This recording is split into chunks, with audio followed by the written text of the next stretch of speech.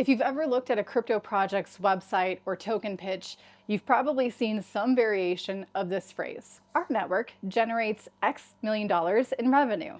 It sounds impressive. It sounds like a business. But what does it really mean? Where is that money coming from? Who's paying it? And most importantly, does it actually benefit you as an investor or user? In today's episode, we're diving deep into how crypto networks generate revenue, where that revenue flows, and why some models are sustainable while others are just smoke and mirrors. So let's start by asking a basic question.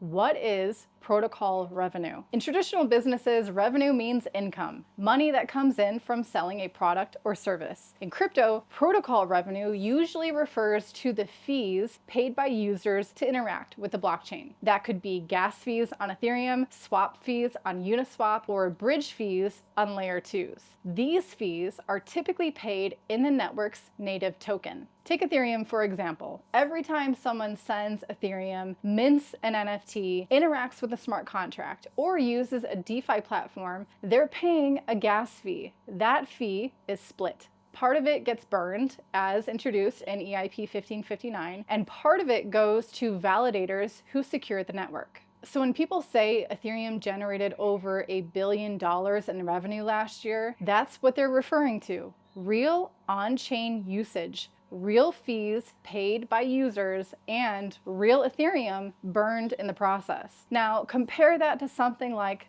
Solana. Solana is known for its low fees. That's one of its strengths. Transactions are fast and cheap. But it also means that Solana's protocol revenue is much lower than Ethereum's. Most of the time, fees are measured in fractions of a cent. Now, this raises the question, is that sustainable? Solana's model relies on scale. If the network is used by millions of people, even tiny fees add up. But if usage drops or if the validator set shrinks, there's less money available to incentivize network security. So the sustainability of the revenue model really depends on growth. And then you have Avalanche, which also charges fees for transactions and smart contract execution, with a portion of those fees being burned, much like Ethereum. But again, fee revenue fluctuates with demand. If there's a lot of NFT minting or bridge activity, you'll see a spike. But during quiet market periods, like bear markets,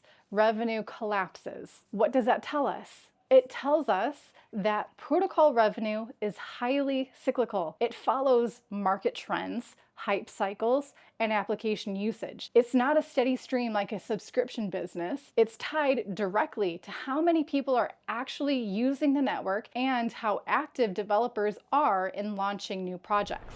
Now, here's where things get more complicated.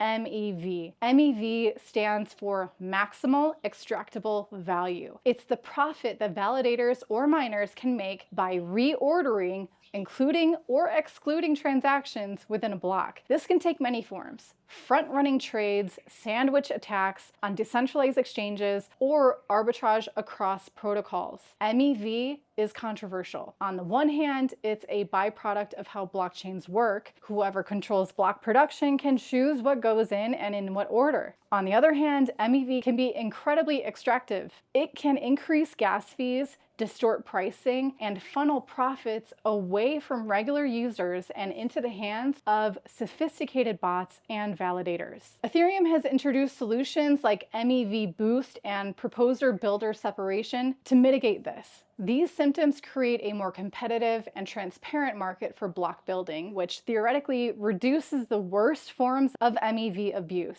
But MEV is still very real, and it's part of the economic engine of the network, even if users don't always see it. So let's pause and ask, if these networks are generating revenue, who is benefiting? Sometimes it's validators. They earn fees and block rewards. Sometimes it's token holders if the token is burned or if the project shares revenue through staking. But a lot of the time, especially in DeFi, the revenue ends up going to liquidity providers or insiders who have positioned themselves early. Let's take Uniswap as an example. It's one of the largest fee-generating protocols in the world, but until recently, none of that fee revenue went to Uni token holders. All of it went to liquidity providers. So even though the protocol was making making money, the token didn't benefit directly. The idea was to capture value through governance and long-term alignment. But that's a leap of faith, especially in a speculative market. This is why it's so important to look at how protocol revenue is distributed. If it doesn't flow back to token holders or contribute to network security, then calling it revenue is a bit misleading. It's just usage data, not income in the way a shareholder might think of it.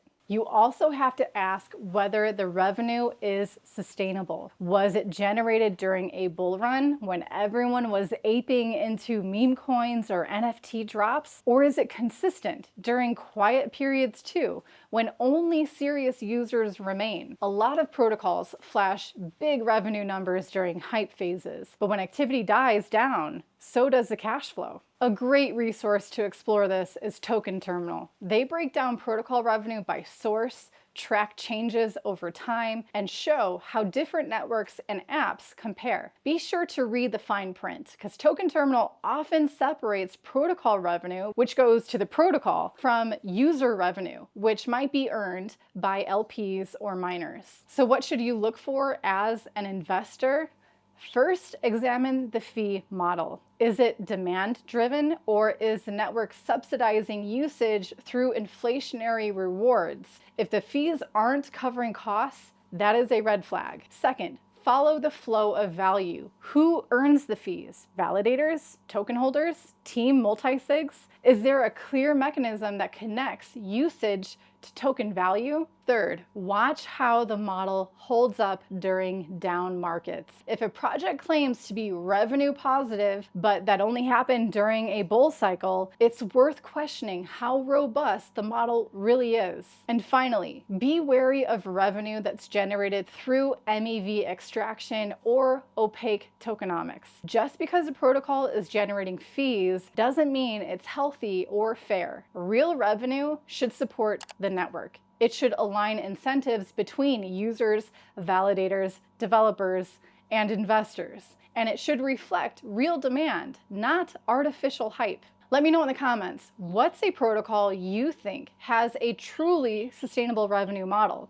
Have you ever looked into where that revenue goes and how it affects the token's long-term value? And if you want to learn how to break down crypto project fundamentals from revenue flows to MEV to treasury control, check out learningcrypto.com, where we help you cut through the noise and focus on what really matters.